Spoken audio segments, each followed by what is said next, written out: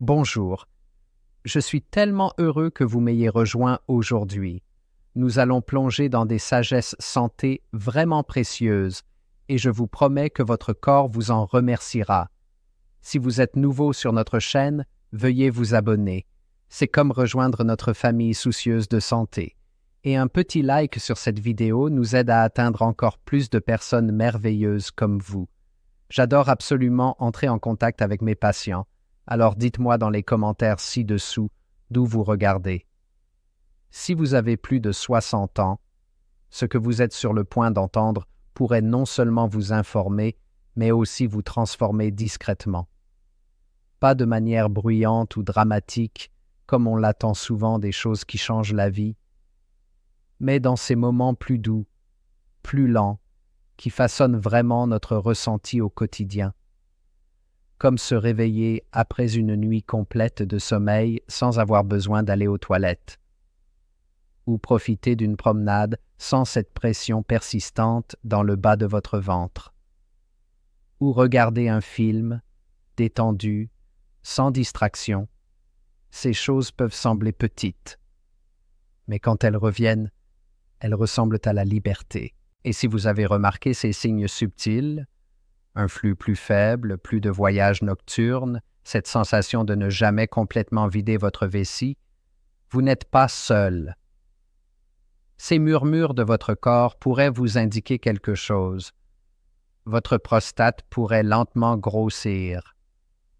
Maintenant, la plupart des gens vous diront que c'est simplement le vieillissement, que c'est inévitable. Mais ce que j'ai vu au fil des années, en tant que médecin face à des centaines d'hommes comme vous, c'est que ce n'est pas seulement une question d'âge, c'est une question de mode de vie, ce que vous faites et ce que vous ne faites pas. J'ai eu des patients dans la soixantaine, la septantaine, voire la quatre-vingtaine, des hommes qui ont autrefois eu des difficultés, qui ont apporté de petits changements constants et ont trouvé un vrai soulagement.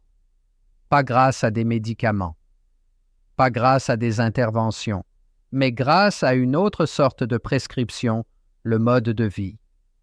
Alors aujourd'hui, je vais vous présenter 10 habitudes quotidiennes qui pourraient silencieusement faire gonfler votre prostate et vous montrer ce qu'il faut faire à la place.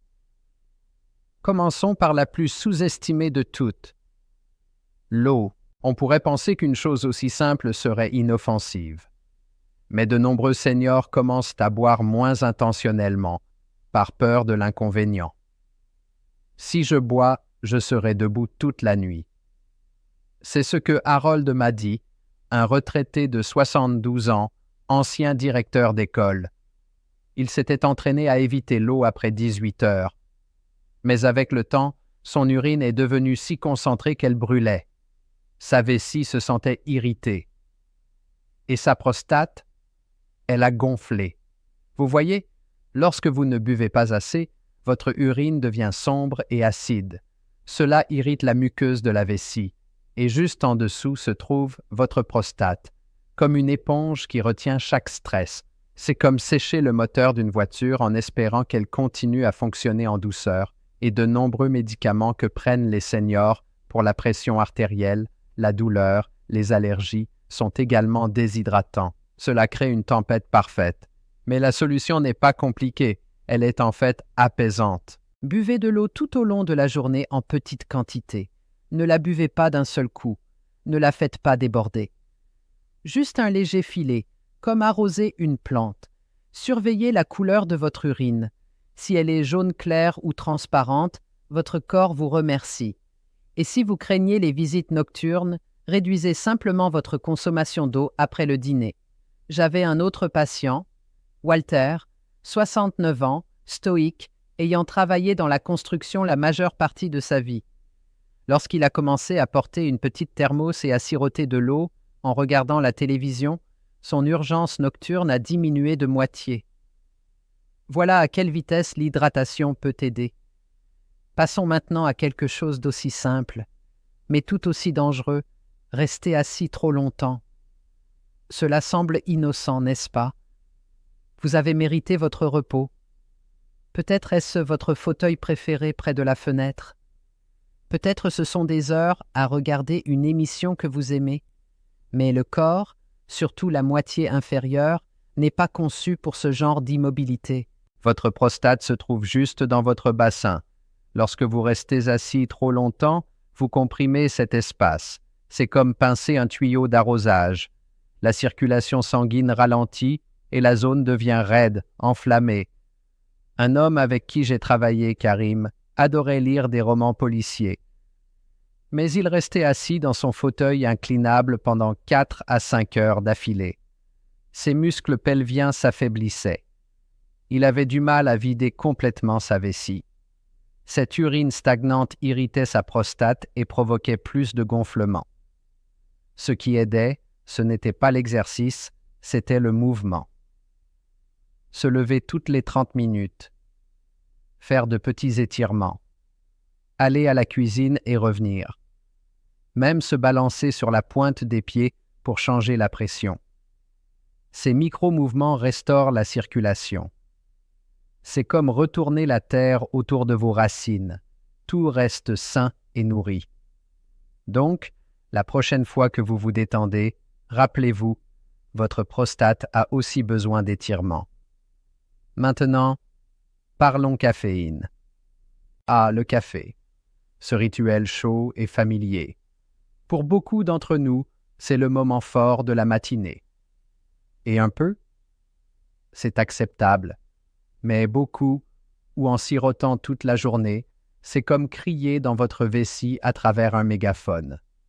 La caféine est un diurétique. Elle vous fait produire plus d'urine. Elle resserre aussi les muscles autour de la vessie, aggravant l'urgence et laissant de l'urine derrière. Et lorsque cette urine résiduelle persiste, votre prostate ressent la pression. Un patient à moi, M. Hughes, il avait 75 ans, un pianiste de jazz, buvait du café en composant de la musique tout l'après-midi. 3 ou 4 tasses. Il pensait que ces mictions fréquentes n'étaient qu'un signe de l'âge. Mais lorsque nous l'avons passé à une tisane après la première tasse, ses symptômes se sont atténués en moins de 2 semaines. L'équilibre est la clé. Savourez votre première tasse. Ensuite, envisagez quelque chose de plus doux, une camomille, un mélange décaféiné, voire de l'eau chaude avec du citron. Votre corps ne regrettera pas la caféine, mais votre prostate, elle respirera plus facilement. Passons à ce qui se trouve dans votre assiette. Les aliments épicés et les repas transformés, ils sont savoureux, familiers, mais ils sont aussi du bois de chauffage pour l'inflammation. Les piments, les sauces piquantes, les snacks salés, les plats surgelés, ils excitent vos papilles, oui, mais ils irritent aussi vos tissus, y compris votre prostate. Et les aliments transformés, ils sont comme des fauteurs de troubles fabriqués en usine, pleins d'additifs, de saveurs artificielles et de produits chimiques que votre corps ne reconnaît pas. Cette confusion crée du stress, gonflement, déséquilibre.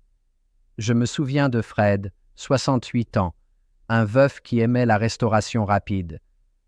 Chaque vendredi, c'était burgers et frites. Mais il avait aussi une prostate enflée et une urgence constante. Lorsqu'il a remplacé la moitié de ses repas transformés par des soupes maison et ajouté des légumes à son déjeuner, les choses ont changé. En 1 mois, il a dit « Doc, j'ai en fait assisté à toute une messe sans courir aux toilettes. » La nourriture est soit un médicament, soit une inflammation. Il y a rarement un entre-deux, et vous n'avez pas besoin de devenir chef. Même de petits changements aident, une poignée de baies, un filet d'huile d'olive, un bol de flocons d'avoine au lieu de bacon. Le corps reconnaît la vraie nourriture et guérit plus vite avec elle. Et puis, l'une des habitudes les plus nuisibles, la retenue. Nous l'avons tous fait, coincés dans la circulation, au milieu d'une réunion, ou simplement trop fatigués pour se relever à nouveau. Mais chaque fois que vous ignorez l'envie d'uriner, votre vessie s'étire au-delà du confort, et devinez ce qui se trouve juste en dessous de cette vessie gonflée? Votre prostate. La pression s'accumule, le gonflement s'aggrave, et bientôt, vous pourriez ne plus pouvoir vider complètement. Considérez cela comme un évier qui se bouche lorsque le drain est retardé, la pression monte, les systèmes se bloquent et soudain tout est déséquilibré. Il y a un homme auquel je pense encore, Richard, 76 ans. Il était dentiste à la retraite, poli, privé. Il retenait son urine pendant des heures en jardinant. « Je ne voulais pas arrêter l'élan », disait-il, mais cela a conduit à une rétention, infection, et des semaines d'inconfort qui auraient pu être évitées avec un seul choix. Écoutez votre corps. Quand vous ressentez l'envie, répondez-y. N'attendez pas. Ne tardez pas. Il ne s'agit pas seulement de confort. C'est une question de protection à long terme. Parlons de quelque chose qui est souvent mis de côté, parce que cela ne semble pas urgent, jusqu'à ce que ça le devienne. Fumer. Pas seulement fumer soi-même, mais aussi être autour, que ce soit l'odeur sur la veste de quelqu'un, la bouffée d'un balcon en dessous ou un rassemblement où les cigarettes sortent discrètement. Votre prostate peut ne pas réagir immédiatement, mais avec le temps, le mal s'accumule, comme la cendre qui se dépose dans les poumons d'une maison. La fumée de cigarette contient des produits chimiques qui réduisent la circulation sanguine, augmentent l'inflammation et endommagent les tissus délicats du corps, y compris la prostate. Elle crée également ce que les médecins appellent un stress oxydatif, comme de la rouille qui se forme à l'intérieur. Le corps essaie de réparer, mais il ne peut pas suivre, et cette inflammation rend la prostate vulnérable. J'ai eu un patient nommé Thomas. Il n'avait pas fumé depuis plus d'une décennie, mais sa femme continuait. « Elle ne fume que dehors », disait-il, presque avec des excuses. Mais même cette exposition secondaire était suffisante. Sa prostate restait irritée. Lorsqu'elle a finalement arrêté de fumer et que leur maison est devenue totalement sans fumée, ses symptômes se sont améliorés en seulement quelques mois. Donc, que vous fumiez ou non, le but est le même. Créer de l'espace pour un air pur. Si vous fumez encore, parlez-en à quelqu'un. Il existe des moyens de faciliter la transition.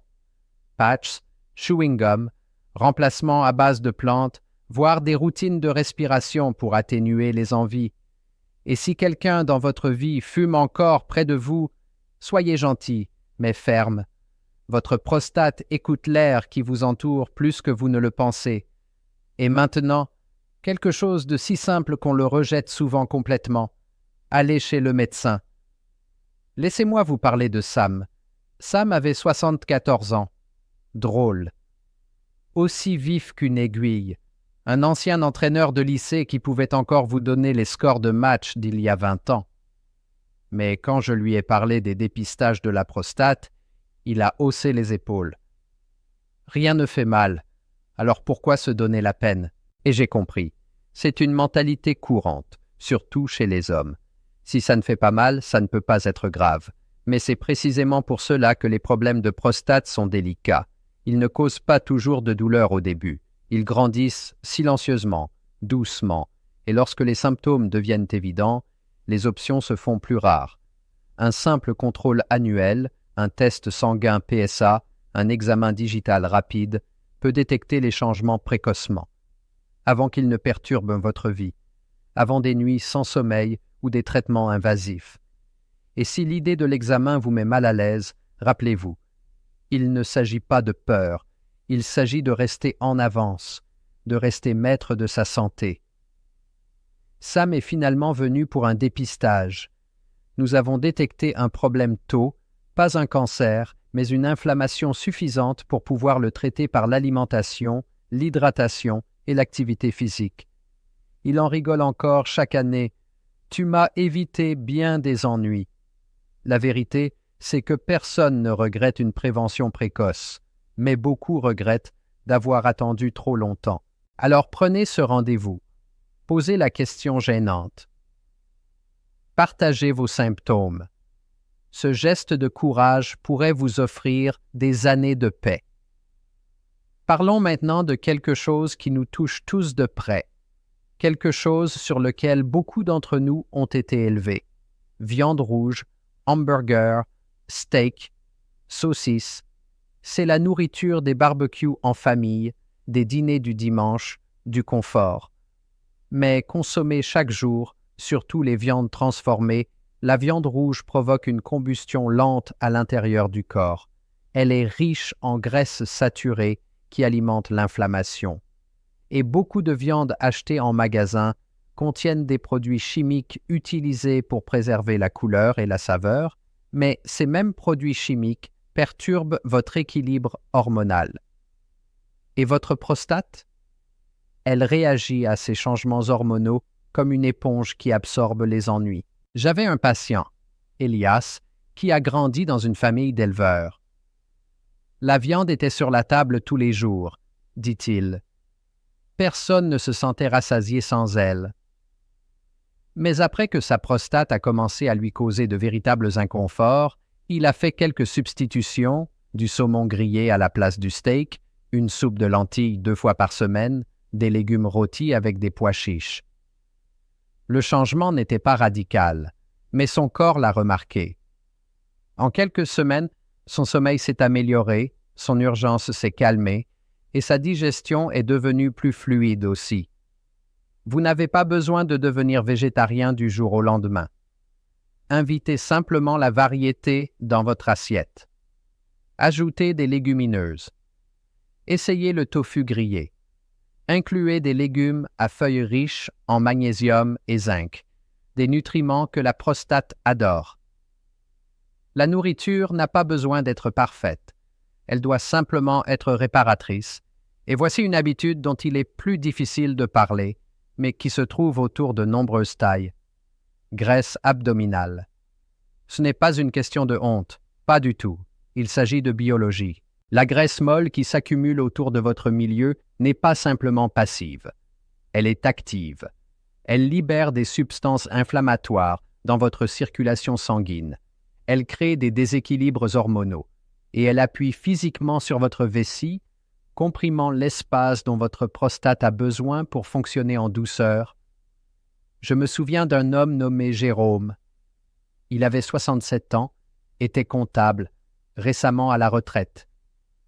Il m'a dit « Je n'ai jamais été mince, docteur, mais je n'ai jamais été aussi fatigué non plus. » Son ventre avait lentement grossi au cours des 5 dernières années et avec lui une augmentation de la miction, de l'inconfort et des difficultés à dormir toute la nuit. Nous n'avons rien fait de drastique, juste de petites étapes, une marche de 15 minutes le matin, des portions plus petites au dîner, réduire la consommation de sucres ajoutés. Après 3 mois, il avait perdu environ 7 livres et il a dormi toute la nuit pour la première fois depuis des années. Le corps n'a pas besoin de perfection, il a juste besoin de dynamique. Même perdre 2 à 4,5 kg de graisse abdominale peut réduire la pression sur vos organes pelviens et aider à rééquilibrer la testostérone et l'œstrogène, 2 hormones qui affectent profondément la prostate. Et rappelez-vous, la graisse abdominale n'est pas de votre faute. C'est une combinaison de vieillissement, d'hormones, de mode de vie et parfois de médicaments. Mais vous pouvez toujours reprendre le contrôle de votre santé, un repas, une promenade, une meilleure nuit de sommeil à la fois. Permettez-moi de faire une pause ici et d'introduire quelque chose que de nombreux seniors ont trouvé utile en silence, le suivi de santé senior. C'est une application mobile simple conçue spécialement pour les hommes de plus de 60 ans. Pas de désordre, pas de confusion.